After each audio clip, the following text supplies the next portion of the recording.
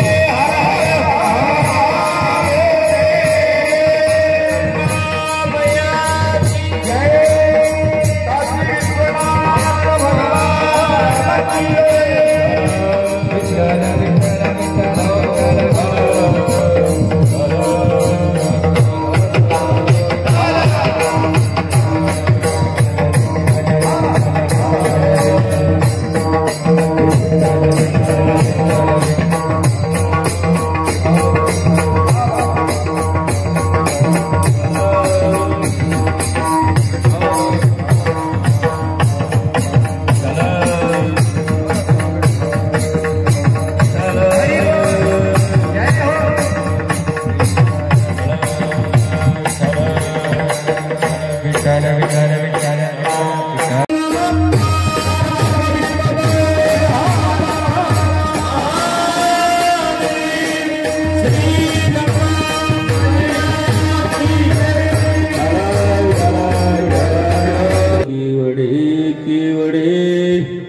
नकळे कानोबाची कोडे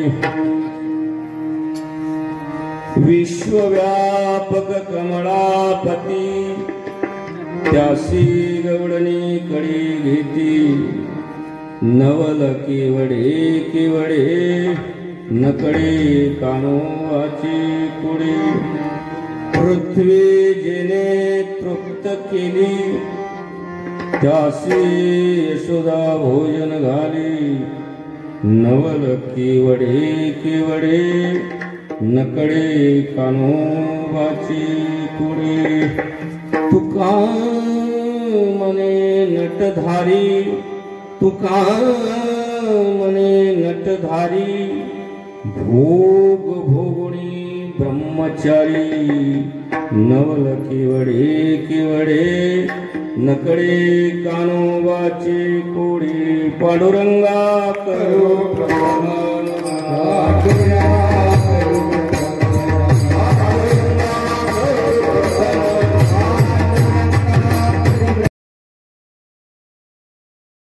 त्यांना वृक्षाची योनी मिळाली दोघही भाऊ कुबेराचे मुलं नलकुबर मणिग्रीव आणि नलकुबर असंच आहे ना आणि ती नेमके झाड होऊन बाबा नंदाच्या अंगणातनी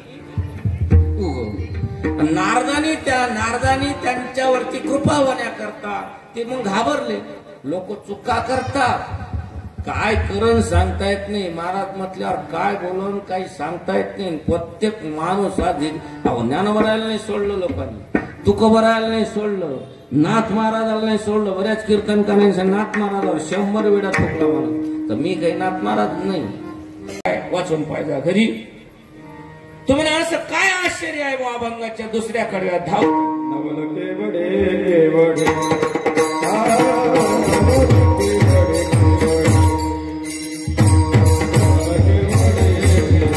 आई सेंट्रल जेलमध्ये कसे काय राहिले देवाचं तीच एक वैशिष्ट्य तीच एक नवल आहे की कर्म करा तुमच्या कर्मानुसार त्याला जे पाहिजे ते देतो पण देवाने आपल्या जन्मदात्या आई वडिलालाही सेंट्रल जेलमध्ये राहावं लागलं हे लोकांना दाखवलं आणि त्यांनी ते पार पण पाडलं असे नवल आणि आश्चर्य असे आहे कर्म जर केलं आणि त्या तपश्चर्या कर्म चरित्रामध्ये भगवान श्रीकृष्णाच्या ज्या वेळेला नवल केवडे केवळे नकडे कानोबाची खोड होता केवळा 5 वर्षाचा वाच होत होता आकाशात शकडासूर नावाच्या दैत्याने वर नेला उचलून पण एवढा बलाढ्य दैत्य देव केवळा होता एवढा हरिया बालक नंदागरी नवल केवडे केवळे जे लात मारली शकडासूर खाली तद्धाम परमम एवढेच नव्हे जेवढे राक्षस आले वयाच्या 5 वर्षाच्या आत देवाने त्यांना मोक्ष दिला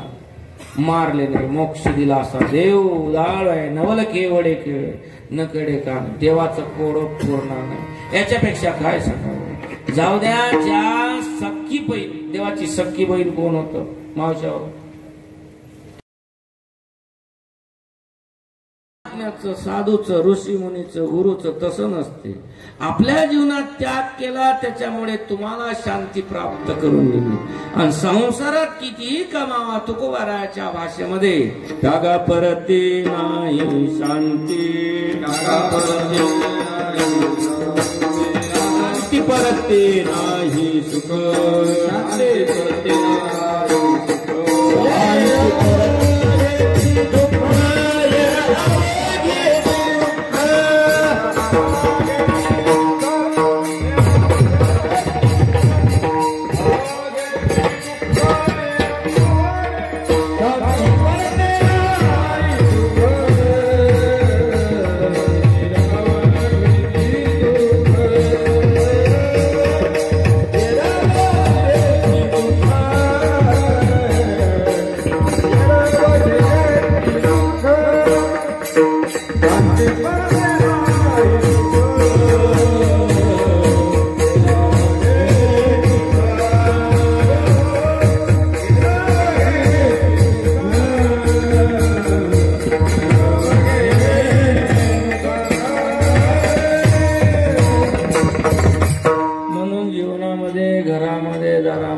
शांती म्हणजे समाधान नसेल, किती असून समाधान नाही, शांतता नाही, मग दुःख काय राहणार? ये वगैची वाट्याला काय दुःखच राहणार. कर्मच जर माणसाने दुःखाच्या लायकीचं केलं असेल तर काय होईल? दुःखच येईल ना वाट्याला. म्हणून दुःख वाट्याला येऊ नये याच्याकरता संतांचा सहवास सुखकारक असतो. मी कथा सांगून राहतो, मांडव्य ऋषीमध्ये तो अधिकार होता. आणि मांडव्य ऋषींनी यमराजाला विचारलं. यमराजाने सांगितलं, तुम्ही लहानपणी फुल का पाखराला काटा टोचला म्हणून तुम्हाला हे फाशीवर जाण्याची पाळी आली. ते मांडव्य ऋषीचा त्याग केलेला तुम्हाला हा दंड देतोय म्हणे, जा तू शूद्र योनीत पडतील. त्या मांडव्य ऋषीचा शाप यमराजाला पुढच्या जन्मी राजाच्या घरी गेला, पण दासी पुत्र व्हावं लागलं. त्याचं नाव विधुर काका. चांगल्या घरी पण कोणतंच नाही, काहीच न चाले ना. एवढा विद्वान माणूस पण काहीच नाही चाले ना. एवढा साधूचा शाप खतरनाक असतो. आशीर्वादही खतरनाकच असतो. आशीर्वाद देईल ना साधू, आशीर्वाद देईल ना. तुम्ही काय तुमच्या जवळ तुम्हीच तर फिरता, तुमच्या करता फिरावं लागतं. साधू लोकांना त्यांच्या करता फिरावं लागत नाही, कारण त्यांचं दुकान लोक बोलता नाही मोठे सुंदर बोलतात. मस्त चालू असून महाराज तुमची दुकानदारी दुकानच आहे, पण दुकोबाराच्या भाषेमध्ये घातलं दुकान दिते आलिया शिदान. संत उदार उदार भले अनंत भांडाळ. आशीर्वाद असतो. कर्म आशीर्वादाला केलं असेल, त्या सद्गुरूची सेवा केली असेल, ते सद्गुरू तुम्हाला आशीर्वाद असा देईल की त्यांच्याजवळ काहीच कमी नाही. माग त्याची पुरे धनी आणि का शिवरे. भरले अनंत भांडार आहे, एवढं भांडार भरलेलं आहे. सांगून इथपर्यंत आलो होतो की माणसाला पचलंय सुद्धा पाहिजे. पचणं फार अवघड आहे. बलिराजाला नाही पचल्या गेलं, त्यावेळेला गुरुला कळवळा आला की आपला शिष्य बुडतोय. म्हणून कळवळा आल्यामुळे शुक्राचार्य आंधळा नव्हता. आपल्या शिष्याला समज नाही, ना समज आहे, याला कळत नाही, याचं महत्व कळलं नाही, म्हणून शुक्राचार्य त्या जलहरीत घुसले सूक्ष्म रूप धारण करून. ते या बलीला कोणाला कशाचा अहंकार असतो, कोणाला कशाचा अहंकार असतो. दृष्टांत सांगतो. एक बुढी होती तुमच्या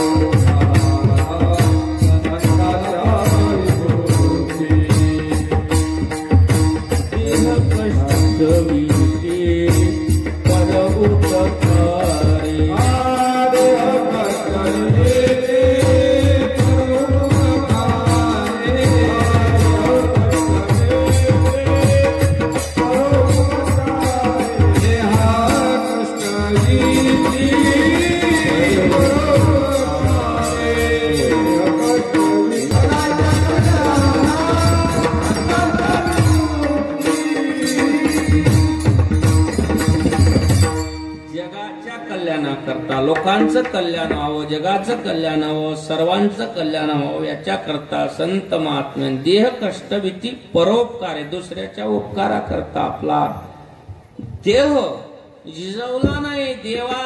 देवाने कृपा करावी लोकांवरती याच्याकरता आपलं जीवन समर्पित केलं देवाला. आणि त्यांच्या आशीर्वादाने आपण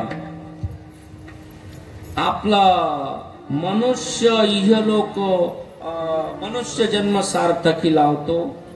त्याचप्रमाणे देव कृपा त्याच्यावरतीच करतो. आखरी तो देव आहे, कारण देवाशिवाय काहीही नाही. बळच कोणी म्हणत असं, माझ्याजवळ एवढा पैसा आहे, माझ्याजवळ तेवढा पैसा आहे, माझ्याजवळ हे आहे नाही म्हणायचं नाही. व्यावहारिक दृष्ट्या असेल नाही म्हणायचं नाही, पण कर्म धर्म संयोगाने पैसा कमावणे, पैसा पचवणे, पैसा कमावू नये असं नाही, दाबून पैसा कमावाचा. पण कमावत असताना ज्याने आपल्याला तो दिला त्याचा काहीतरी ऋणी राहावं. म्हणून बरेच लोक आपल्या याच्यातला व्यवहारातला 10वा हिस्सा हा देव कार्यात लावतात, देतात. बरेच लोक देत नाही, पण नियम असा आहे शास्त्राचा, महाराज लोकांना माहिती आहे, जर तुम्ही तो त्यांचा वाटा त्यांना दिला नाही, देवाजवळ रस्ते पुष्कळ आहे, कुठल्या तरी रस्त्याने तेवढेच नीन, पण नीन तुम्हाला या महाराजने एवढे मागितले होते, दिले असते तर पुरले असते. आमच्या जवळ या आश्रमाचे अनेक उदाहरण आहे. उदाहरण आहे, नाव नाही घेत, नाव घेण्यास बंदी असल्यामुळे घेत नाही, नाव सांगत नाही, म्हणजे मला पत्त्या एलर्जी आहे असं नाही, पण समोरच्या लोकांची मनाई आहे, जो काहीतरी करत असतो तो असा वाजा गाजवून नसतो करतो, असं म्हणणं आहे. एक मन होती जुन्या लोकांची, जो जे गरजते असं काहीतरी मन आहे बा, जी गरजते, जो गरजते वो बरसते नाही, बरसते वो गरजते. जास्त समजा तसेच तर घरातले कटाळले असते. एक गोष्ट, घरातले कंटाळले असतील तो भाग दुसरा, पण स्वतःच जीवन स्वतःला कंटाळलेले असतात म्हातारे. ते गेले काय, फाश्या घेतल्या काय, मेले काय, काही फरक नाही पडत. मरू नये, उदाहरण सांगतो. एक तरी म्हातारा मेलं काय त्यावेळेस, आहे का असो एखादा दाखवा बरं. मग मेलं कोण बा? दिल दिया है जान भी दे गई. कोण मेलं? आहे का नाव माहिती? है माहित? भगतसिंग म्हातारे होते का? राजगुरु सुखदेव म्हातारे होते का? सुभाष चंद्र बोस म्हातारे होते का? अजून कोण आहे बा? ते हरियाणा पंजाब वाले यंग लोक होते. देशाच्या करता दिल दिया है जान भी दे गई. आपलं जिवंत समर्पित केलं, पण ज्याला स्वातंत्र्य भेटण्याकरता फासावरती चढवल्या गेलं, चढवणार टाइम ठरला त्यावेळेला, पण त्यांनी आपली एक निष्ठा, कुठल्याही क्षेत्रात कोण्या तरी कीर्तनकाराने सांगितलं की माणसाला ध्येय पाहिजे. कोण सांगितलंय? भजनी मंडळी पैकी कोण्या तरी कीर्तनकाराने सांगितलं जीवनात ध्येय पाहिजे. नाही माहित? शिंदे महाराजांनी ध्येय पाहिजे, क्षेत्र कुठले असो, विद्यार्थी का असे ना, तो जर बापाच्या भरोश्यावर शिकत असला तर काय जीवनात ध्येयच नाही का? काय करू राहिलं? इंजिनिअरिंग करू राहिलो, पण घंटे अभ्यास नाही करू राहिला तू, काय इंजिनिअरिंग झाला? इकून तिकून बापाच्या पैशावर काय करणार तू? डॉक्टर झाला, करणार काय? टीबी झाली, डॉक्टर झाला, टीबी पेशंट आला, टीबी झाली आणि त्याला कॅन्सरचं औषध देतो, रोगी दुरुस्त होईल का? मरण. म्हणून ध्येय विद्यार्थी अवस्थेतलंही ध्येय पाहिजे, साधकालाही ध्येय पाहिजे, गुरुची सेवा करायची ना. आता बरेच लोक, आता मी फिरतो बऱ्याच महात्म्यांना, उत्तराधिकारी म्हणा, शिष्य म्हणा, मला एकही कबूल नाही करू राहिलं, एकही नाही. आता इथं 2-3 महात्मे उत्तराधिकारी शोधून राहिले. मी म्हटलं मी मला एकही पसंत नाही करू राहिलं, एकही नाही. आणि बट्टोली जेम लोक आहेत ते यायचे गमाट गंज पोत्यानं पैसा यायच्याजवळ. म्हटलं का तुम्हाला उत्तराधिकारी कसा पाहिजे? म्हणे सगळं करणारा पाहिजे. एका जणाला एका ठिकाणी नेलं दाखवाला, महात्मा तुमच्या सगळ्याच्या परिचित आहे, महाराजांचे मित्र होते. 85 वर्षाचं वय आता त्या महात्म्याचं. 40 फूट उंच कळस आहे, ते पाणी मारायला गर एवढा महात्मा. मी 4 ते काय आकोळे असते धरत गेलो. म्हटलं लेका राव तिथंच कबर उतरलो खाली. मग तो महात्मा दिवसातून 4 वेळा पाणी मारायला, वय वर्ष 85. पंढरीनाथ महाराज मेहुणचे तळा कावा पांड घोडं कुठं मुरलं, पार त्या महात्म्याला सप्पा ऐकूच येत नाही. कानाजवळ जाऊन असं बोंबला लागते, जेवता काय? मग ते हळूच म्हणते, हो गया क्या? हा कायचा परिणाम आहे? एवढा विद्वान महात्मा ज्ञानेश्वरी मुखोद्गत.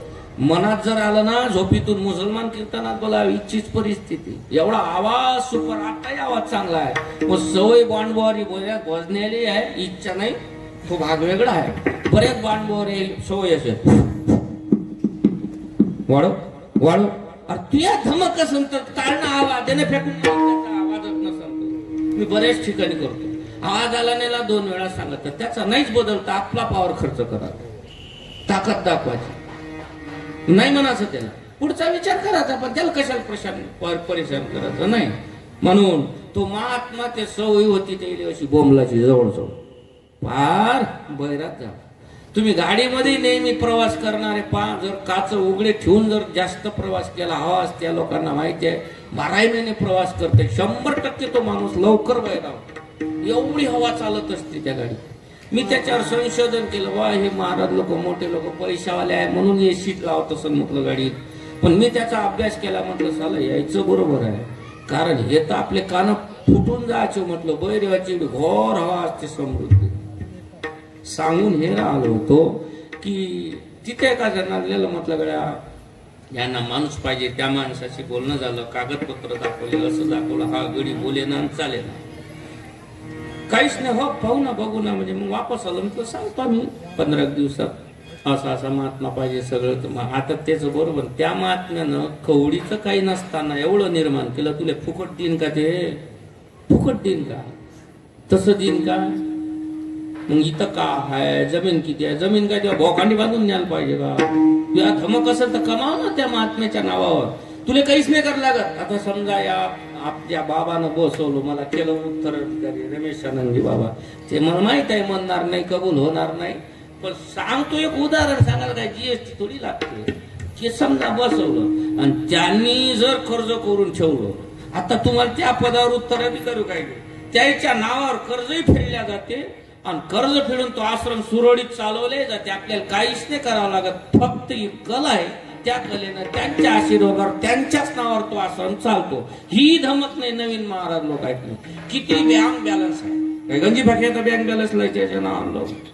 मग रस्त्याने आल्यावर म्हणे महाराज अजून 20 वर्ष जगते, म्हणजे शतक गाठते. म्हटलं एक दिवस राय, दुसऱ्या दिवशी रातचा झोप होते, फाशी लाव मारून टाक महाराजले, तुले लवकर आश्रम राहते. एवढे विचार थर्ड क्लास नवीन महाराज लोकांच्या इथं बसलेल्या पैकी कोणाचे नाही. आता तुमच्या समोरचा माणूस आहे, मोठमोठे महात्मे याच्या समोर सांगणं बरोबर नाही, पण असा पोरं हो इथं पाहणाऱ्यापैकी मला आपल्या या गावात मी ढोरं चारले का नाही चारले? हो म्हणजा, फक्त हो म्हणजा, म्हणजे खरं असलं तर हो म्हणा, नसलं खरं तर नका म्हणू.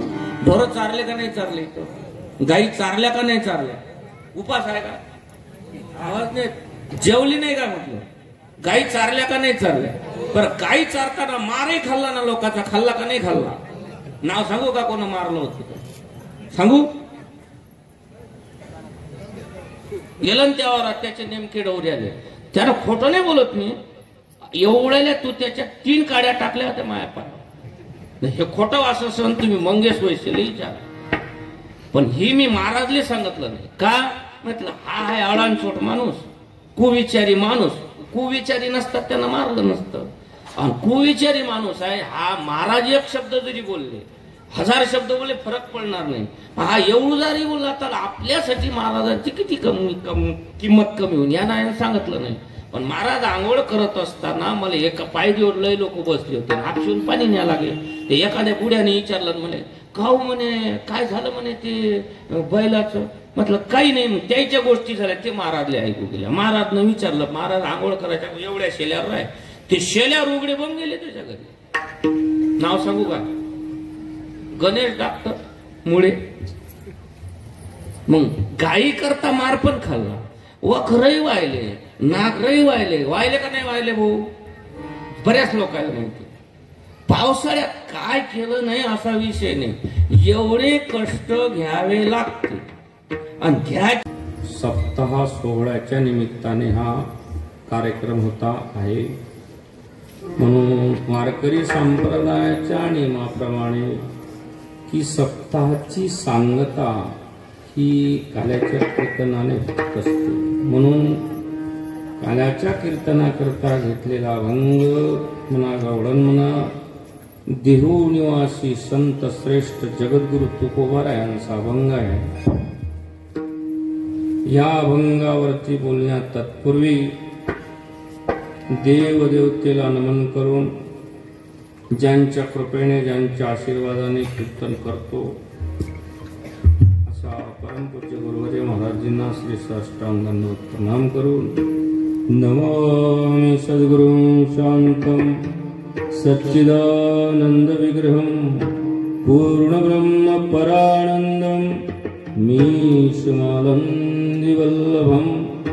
जयाची केलिया स्मरण हो विद्यांचे अधिकरण तेच वंदू श्री चरण श्री गुरुचे टाळ मृदंग आणि ठोका तया माझे दंडवत. उपस्थित श्रोते मंडळींना जय श्रीराम करून या सप्ताहामध्ये प्रामुख्याने 7 दिवस या श्रीमद भागवताचं व्यासपीठ श्रीमद भागवत कथा करणारे श्री आमचे 108 स्वामी दिवेश्वरानंदजी महाराज यांना नमो नारायण करून, त्याचप्रमाणे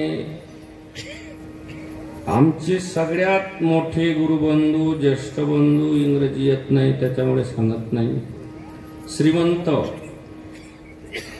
आणि महंत ते बऱ्याच ठिकाणचे आहे असे श्रीमंत महात्मा श्री 108 स्वामी रमेशानंदजी बाबा यांना नमो नारायण करून, सर्वांच्या बहुतेक जवळपासच्या लोकांच्या परिचित आहे की वैभवशाली संत श्री शिवानंदजी महाराज आपल्या माळखेडला त्यांचा आश्रम आहे, बऱ्याच ठिकाणी आश्रम आहे.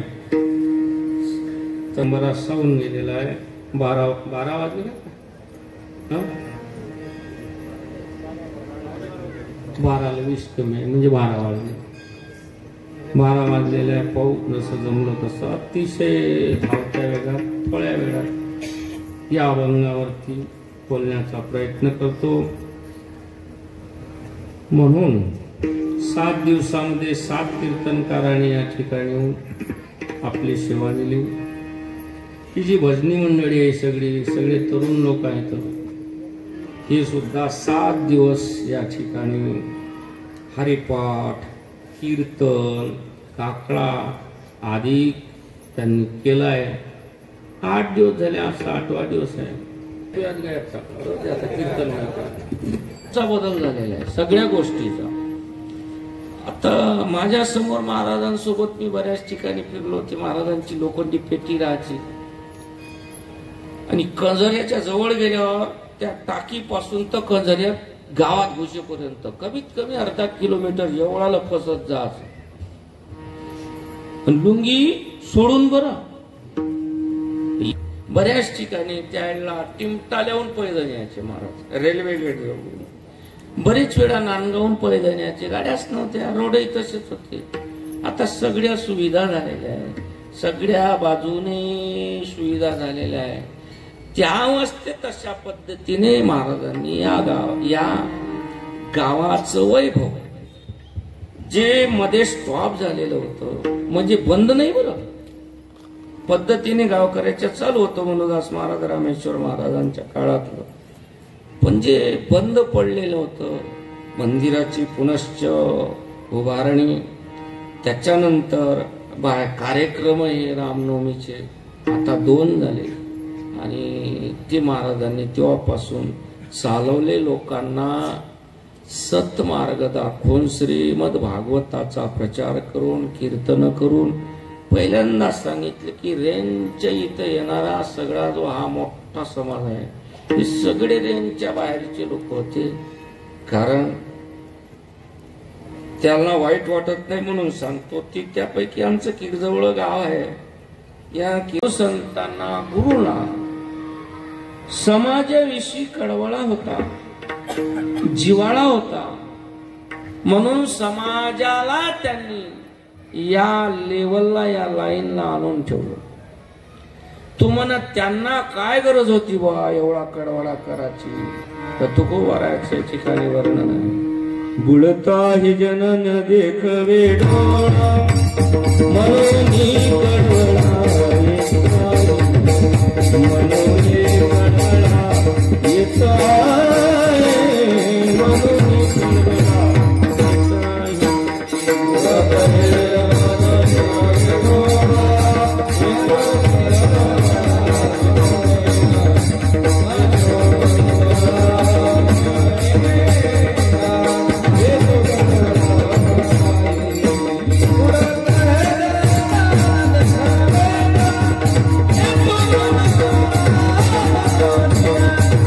Let's go.